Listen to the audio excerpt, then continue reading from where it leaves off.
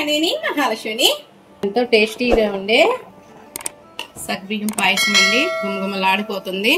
వర్షాకాలంలో చక్కగా తాగొచ్చు. అప్పటికప్పుడు సింపుల్గా చేసుకునే రెసిపీ. జీడిపప్పు, ఎండు కొబ్బరి, ఎండు ద్రాక్ష,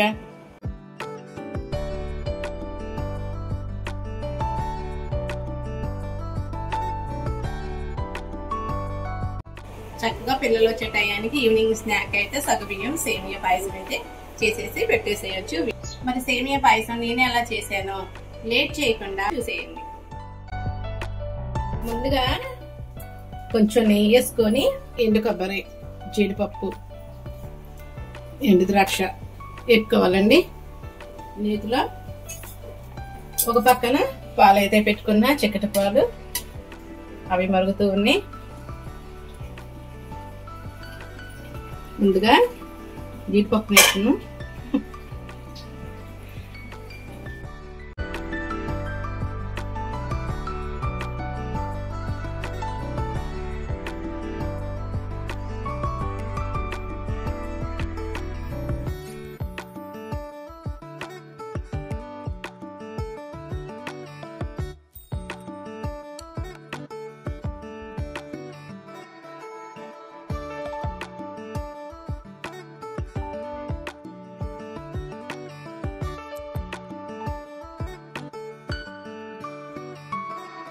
ఇప్పుడు అదే నెయ్యిలో సేమియా వేసుకొని వేసుకోవాలి. సేమియాని దోరగా వేసుకోండి. సేమియా బాగా వేస్తే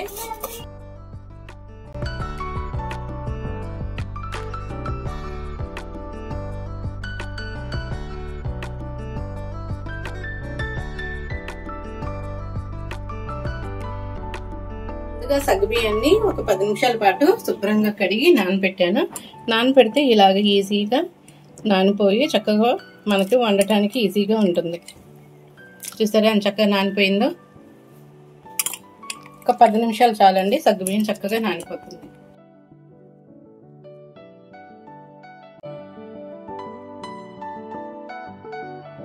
ఇప్పుడు సగ్గుబియ్యాన్ని ఉడికించాలండి.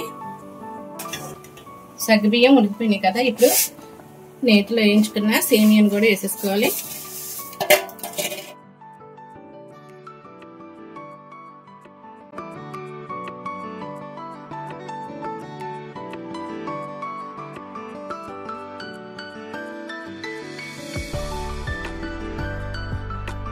కాచి పెట్టుకున్నానండి చిక్కటి పాలు. ఈ పాలను కూడా పోసేద్దాం.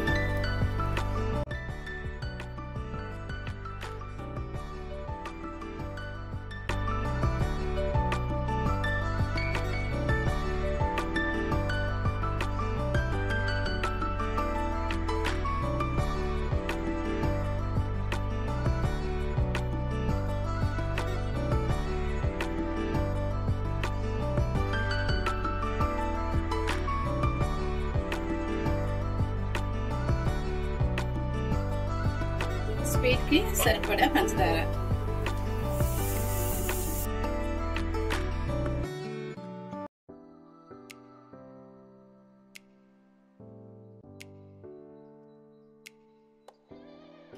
బెల్లంతో కూడా చేసుకోవచ్చు.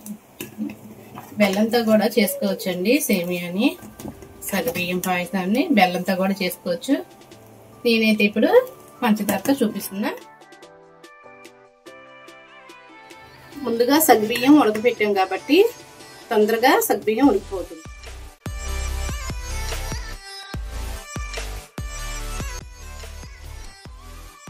ఇప్పుడు టేస్ట్ కోసం కొద్దిగా ఉప్పు,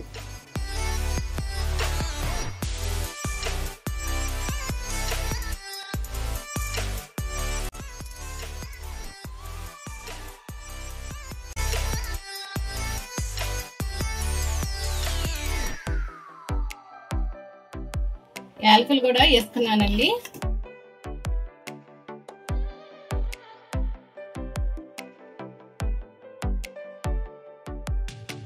యాలకులు కూడా వేసేసుకున్నాక ఇప్పుడు ముందుగా వేయించి పెట్టుకున్నాం కదా, నెయ్యిలో వేయించి పెట్టుకున్నాం కదా, జీడిపప్పు, ఎండు ద్రాక్ష, కొబ్బరి వీటిని కూడా వేసేసుకోవాలి.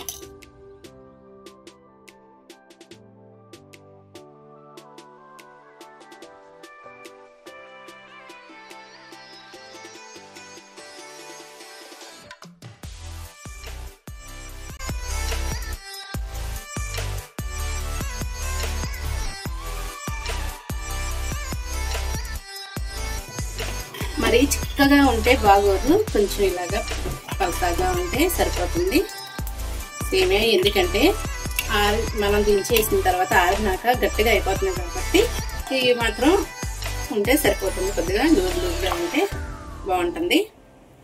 ఇంతేనండి, ఎంతో టేస్టీగా ఉండే సింపుల్గా అయిపోయే సేమియా పాయసం, సగ్గుబియ్య సేమియా పాయసం అయితే రెడీ అయిపోయింది. వీడియో నచ్చితే లైక్ చేయండి. కొత్తగా మన ఛానల్ని చూస్తుంటే కనుక సబ్స్క్రైబ్ చేసుకోండి. మా వీడియోస్ ఎలా ఉన్నాయో కామెంట్ బాక్స్లో కామెంట్ పెట్టండి.